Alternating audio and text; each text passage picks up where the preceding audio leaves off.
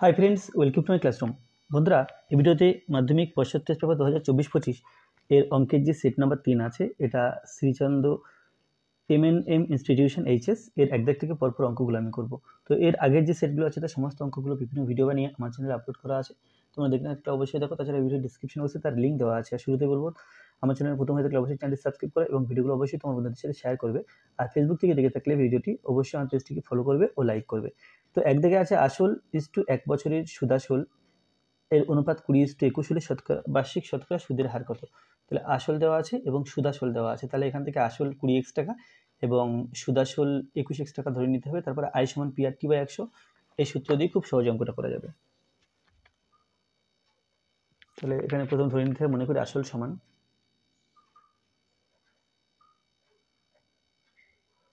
মনে করি আসল 20x টাকা ও সুদাসল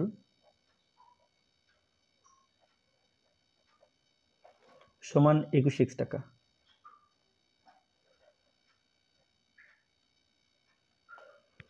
তাহলে এখানে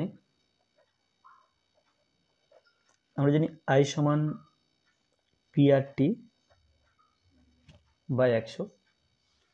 তো এখানে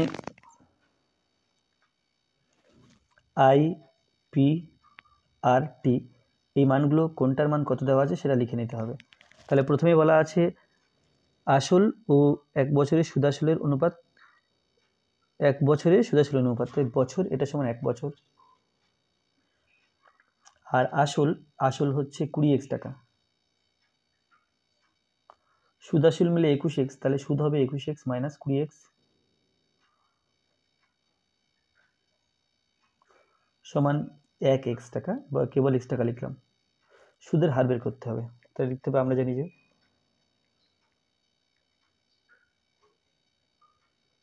জানি যে আই সমান PRT/100। এখান থেকে আমাকে আর বের করতে হবে। তাহলে বজ্র গুণ করবো, একের সাথে PRT গুণ।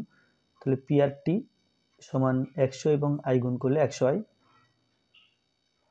বা আর সমান 100i, আর নিচে আসবে PT 100i/PT, বা আর সমান 100 ইন্টু আই এর মান এখানে আছে x টাকা, তাহলে x দিলাম, বাই পি এর মান আছে 20x এবং টি এর মান 1, কাটাকুটি করলে 5 20 100, তাহলে সমান 5। অতএব আর সমান 5%। এরপরে 2 দাগ, ত্রিভুজের ক্ষেত্রফল সমানুপাতি ভূমি ইন্টু উচ্চতা, যেখানে ভূমি এবং উচ্চতা উভয়ই পরিবর্তনশীল, এটি কি প্রকার ভেদ? এটা হলো যৌগিক ভেদ, সি।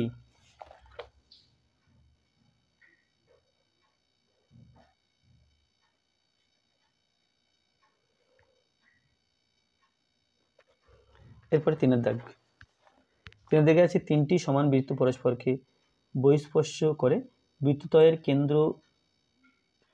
কেন্দ্র সরলরেখাংশ দ্বারা যোগ করা হলে উৎপন্ন ত্রিভুজটির কোন 3টির মান হবে?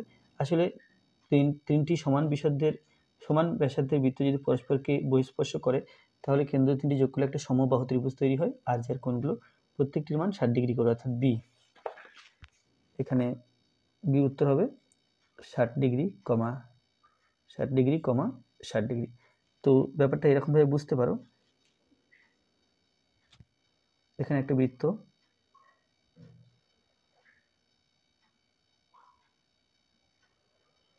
মোটামুটি সমান মাপের হয়নি, তবু ধরে নেওয়া সমান মাপের হয়েছে। তাহলে এই কেন্দ্রগুলো যোগ করলে যদি বৃত্তগুলি সত্যি সমান মাপের হয়, তাহলে একটা সমবাহু ত্রিভুজ তৈরি হবে এবং প্রত্যেকটা কোণের মান 60 ডিগ্রি করে পাবো। এরপরে 4 দাগ, 4 দাগে আছে যদি দিনের কোনো এক সময় একটি স্তম্ভ ও একটি 20 মিটার লম্বা উল্লম্ব লাঠির ছায়ার দৈর্ঘ্য যথাক্রমে 50 মিটার ও 10 মিটার হয়, তবে ওই স্তম্ভের উচ্চতা কত? তাহলে যেটা স্তম্ভ বলা আছে, স্তম্ভ এবং 20 মিটার লম্বা একটি লাঠি। তাহলে এখানে স্তম্ভ যেটা আছে তার ছায়ার দৈর্ঘ্য 20 মিটার, আর যেটা লাঠি আছে তার ছায়া দৈর্ঘ্য 10 মিটার। তাহলে এখান থেকে সূর্যের উন্নতিকোণ, তাহলে লাঠির দৈর্ঘ্য এবং লাঠির ছায়ার দৈর্ঘ্য থেকে সূর্যের উন্নতিকোণ প্রথম বের করে নিতে হবে। তাহলে সূর্যের উন্নতিকোণ প্রথমে থিটা ধরে নিই, মনে করি সূর্যের উন্নতিকোণ থিটা।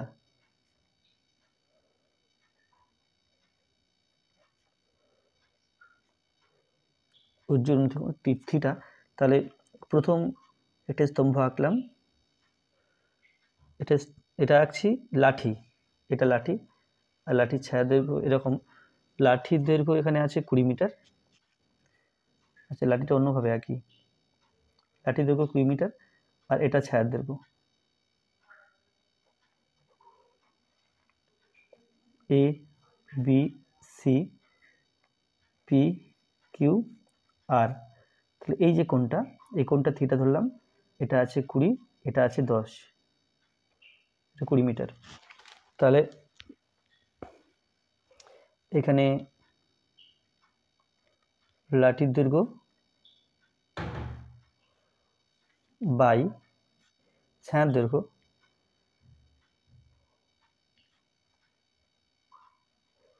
সমান tan থিটা। তাহলে tan থিটা সমান অ্যাকচুয়ালি পেলাম tan থিটা সমান লাঠির দৈর্ঘ্য আছে 20 এবং ছায়ার দৈর্ঘ্য আছে 10, তাহলে সমান 2। tan থিটা সমান 2 পেলাম। এখন এই ত্রিভুজের ক্ষেত্রে এটা সেই থিটা। এখন এখানে স্তম্ভের দৈর্ঘ্য জানা নেই, স্তম্ভের দৈর্ঘ্য জানা নেই, কিন্তু স্তম্ভের ছায়ার দৈর্ঘ্য আছে 50 মিটার, এটা 50 মিটার। তাহলে স্তম্ভের ক্ষেত্রে স্তম্ভের দৈর্ঘ্য বাই ছায়ার দৈর্ঘ্য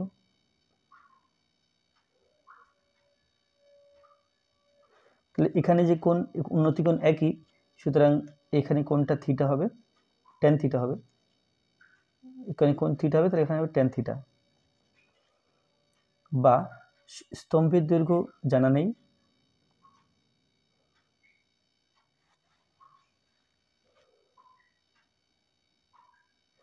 বাই ছায়ার দৈর্ঘ্য বলা আছে এখানে 50 মিটার, তাহলে tan থিটা বলা আছে 2, অতএব স্তম্ভের দৈর্ঘ্য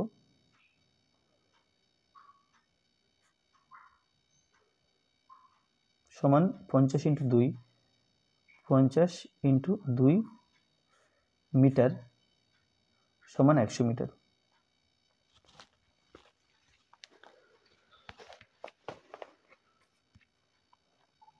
এরপরে আছে দুটি ঘনকের আয়তন অনুপাত 1:27 হলে ঘনক দুটির সমগ্রতলের ক্ষেত্রফলের অনুপাত কত হবে।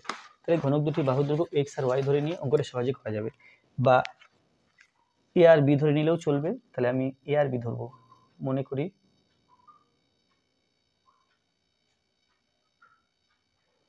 ঘনক দুটির বাহুর দৈর্ঘ্য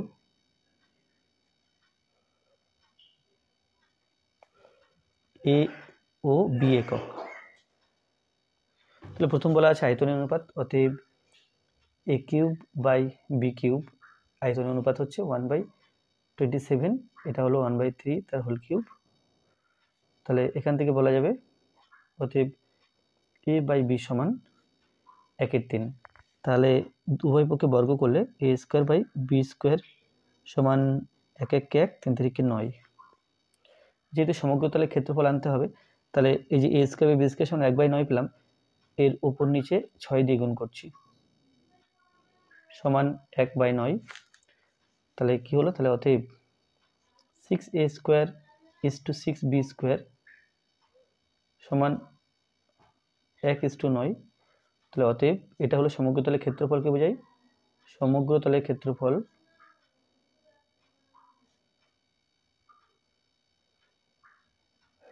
ক্ষেত্রফলের অনুপাত সমান 1:9। এরপরে আছে তোমার শ্রেণীতে নভেম্বর মাসে নভেম্বর মাসে কিছু সহপাঠী উপস্থিতি যথাক্রমে 25 দিন, 20 দিন, 18 দিন, 10 দিন, 21 দিন, 22 দিন, 16 দিন, 18 দিন হলে তাদের উপস্থিতির দিন সংখ্যার মধ্যমা কত? তাহলে আগে এই যে দিন সংখ্যাগুলোকে মানের ঊর্ধ্বক্রমে সাজাতে হবে।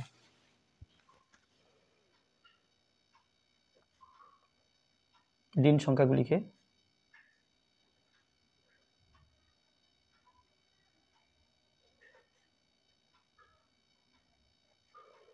মানের ঊর্ধ্বক্রমে সাজিয়ে পাই।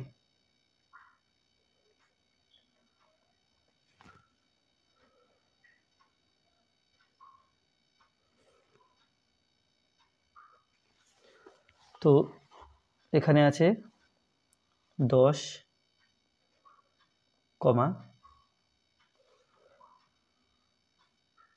10-এর পরে 16,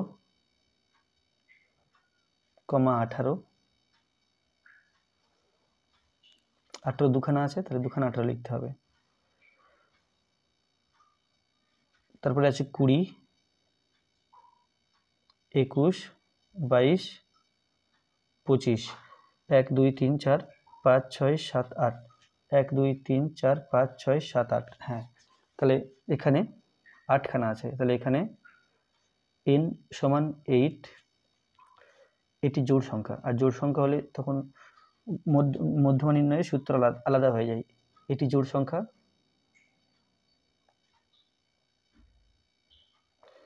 অতএব n/2 সমান 8/2 সমান 4 ও n/2 + 1 সমান 4 + 1 সমান 5। তাহলে এটা হলো 4, 5, অতএব মধ্যমা সমান চতুর্থ পদ প্লাস পঞ্চম পদ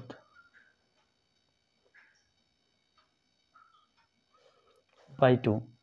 তাহলে এখানে 1, 2, 3, 4, চতুর্থ পদ আছে 18 আর পঞ্চম পদ আছে 20/2 সমান, এটা হলো 38/2 সমান 19। অতএব মধ্যমা সমান 19 দিন। এরপরে 2-এর 1 আছে কোনো দ্বিঘাত সমীকরণের বীজদ্বয়ের গুণফল 1 হলে বীজদ্বয় পরস্পরের ড্যাশ হবে। বীজদ্বয়ের গুণফল যদি 1 হয় তাহলে বীজদ্বয় পরস্পরের অনন্যক হবে। তাহলে সেটা কিভাবে করব? মনে করি বীজদ্বয় আলফা ও বিটা, তাহলে প্রশ্নানুসারে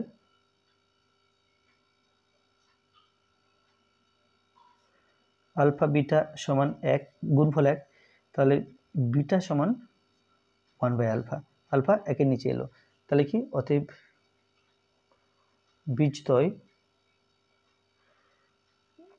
বীজদ্বয় পরস্পরের অনন্যক।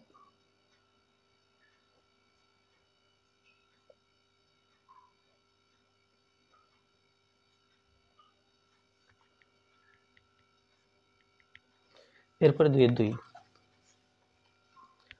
সময় ও মোট সুদ অপরিবর্তিত থাকলে আসল ও বার্ষিক শতকরা সুদের হারের মধ্যে ড্যাশ সম্পর্ক। তাহলে আসল ও বার্ষিক শতকরা সুদের হার। তো আমরা জানি যে I সমান PRT/100, PRT/100। তো এখানে সময় ও মোট সুদ অপরিবর্তিত, অর্থাৎ আচ্ছা তখন আসল ও শতকরা সুদের হার, তাহলে আসল P, সুদের হার R, তাহলে এখান থেকে PR বের করতে চেষ্টা করব। তাহলে PR বজ্রগুণ করলে পাই PRT সাথে 1-এর গুণ, তাহলে PRT সমান 100I বা PR সমান 100I, T নিচে আসছে T। তাহলে তো কি পেলাম? P হলো আসল এবং TR হলো বার্ষিক শতকরা সুদের হার। তাহলে এই 100 এবং সুদের পরিমাণ I, সময় T, এগুলো ধ্রুবক বলা আছে, তাহলে সমান ধ্রুবক। আর দুটি চলরাশির গুণফল যদি ধ্রুবক হয় তাহলে তারা একে অপরের ব্যস্তানুপাতিক হয়। তাহলে P সমান হতে হবে 1/r, বা বলা যায় আর সমানুপাতি 1/p, আর সমানুপাতি 1/p। তো মধ্যে ড্যাশ সম্পর্ক এখানে ব্যস্ত সম্পর্ক, তাহলে এটা হলো অতএব আসল ও শতকরা সুদের হারের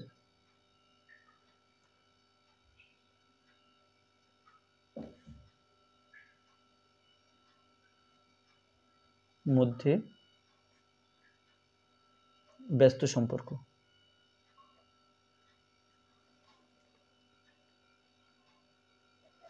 এরপরে 3 আছে একটি সরলরেখা একটি বৃত্তকে দুটি বিন্দুতে ছেদ করলে সরলরেখাটিকে ড্যাশ বলা হয়, এখানে জ্যা বলা হয়। কোনো সরলরেখা যদি বৃত্তকে দুটো বিন্দুতে ছেদ করে তাহলে সরলরেখাটিকে বলা হয় জ্যা।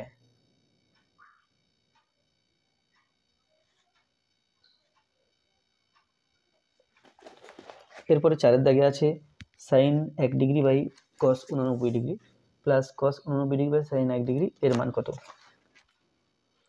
Sign 1 degree by cos 89 degree plus cos 89 degree by sine 1 degree, তাহলে 1 আর 89 যোগ করে 90 ডিগ্রি হয়, তো এই 89 ডিগ্রিকে 1 ডিগ্রি করে নেওয়া যাবে।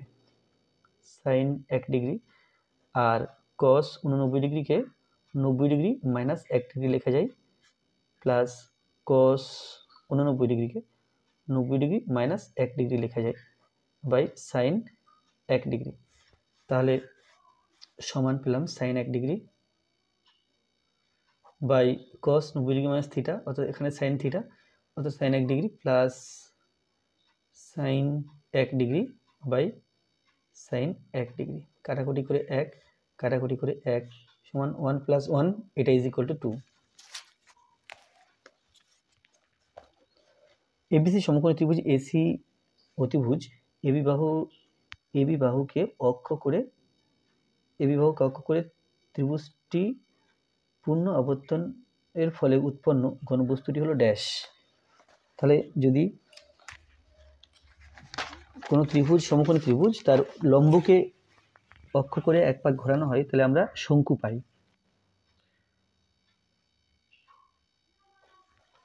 উৎপন্ন ঘনবস্তুটি হলো শঙ্কু।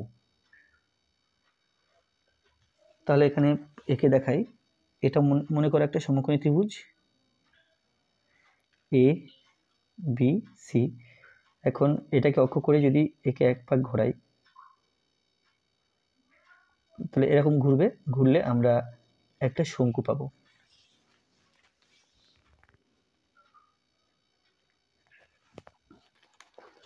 তারপরে আছে কোনো তথ্যের মধ্যে যে পর্যবেক্ষণটি পরিসংখ্যান সবচেয়ে বেশি সেই পর্যবেক্ষণটিকে ওই তথ্যের ড্যাশ বলা হয়, এটা সংখ্যাগুরু মান বলা হয়।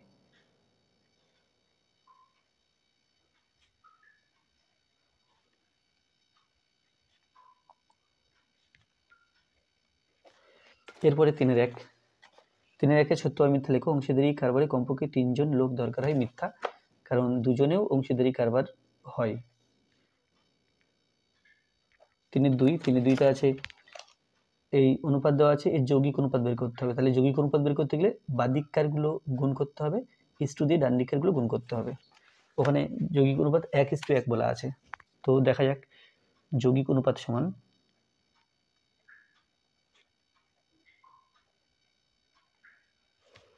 প্রথমে বাদিককারগুলো A B into BC into C A, এরপরে ডান দিককারগুলো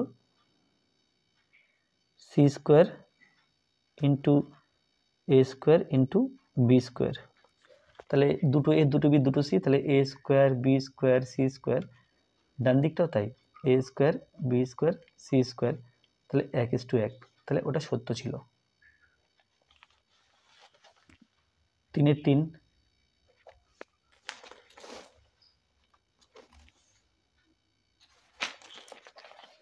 আচ্ছা 3-3 বলা আছে যে সাইন থিটা তার হোল কিউব সমান sine cube theta cube. Sine theta তার হোল কিউব, এটা হবে সাইন কিউব থিটা। এই 3টা বা ঘন থিটার মান 0 উপরে 3 হবে না, তাহলে প্রদত্ত যে ওটা মিথ্যা দেওয়া আছে, প্রদত্ত বক্তব্যটি মিথ্যা। এরপরে 4 দাগে আছে একটি বৃত্তস্থ চতুর্ভুজ বিপরীত কোণগুলি পরস্পর পূরক লেখা আছে, এটা মিথ্যা কথা, কেন কি এটা সম্পূরক হয়। পূরক কথার অর্থ যোগ করলে 190 ডিগ্রি হবে, কিন্তু সম্পূরক কথার অর্থ হলো 180 ডিগ্রি হবে। আমরা জানি দুটি কোণ যোগ করলে 180 ডিগ্রি হয়, সুতরাং বৃত্তস্থ চতুর্ভুজের বিপরীত কোণগুলি পরস্পর সম্পূরক, ওটা পূরক নয়। দুটি অর্ধগোলকের বক্ষতলের ক্ষেত্রফলের অনুপাত 4:9 হলে তাদের ব্যাসার্ধের দৈর্ঘ্যের অনুপাত কত হবে? তাহলে ব্যাসার্ধ এ আর বি ধরে অঙ্কটা সহজে করা যাবে। মনে করি অর্ধগোলক দুটির ব্যাসার্ধ যথাক্রমে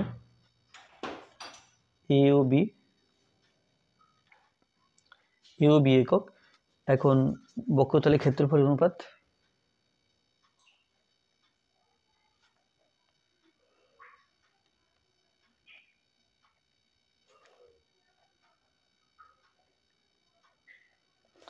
বক্ষতলের ক্ষেত্রফল 2 pi r square by 2 pi r square. যেহেতু আর ব্যাসার্ধ এ আর বি ধরেছি সেই জন্য এভাবে লিখলাম। আর এটা দেওয়া আছে 4/9, 2 পাই কেটে দিলাম উপর নিচে, তাহলে বা A by B whole square, A square by B স্কোয়ারকে A by B whole square লেখা যায়। আর এটা 2/3 তার হোল স্কোয়ার, তাহলে উভয় দিকে স্কোয়ার তুলে দিলে অতএব এ বাই বি সমান 2/3 বা a/b সমান 2:3। এরপরে 3/6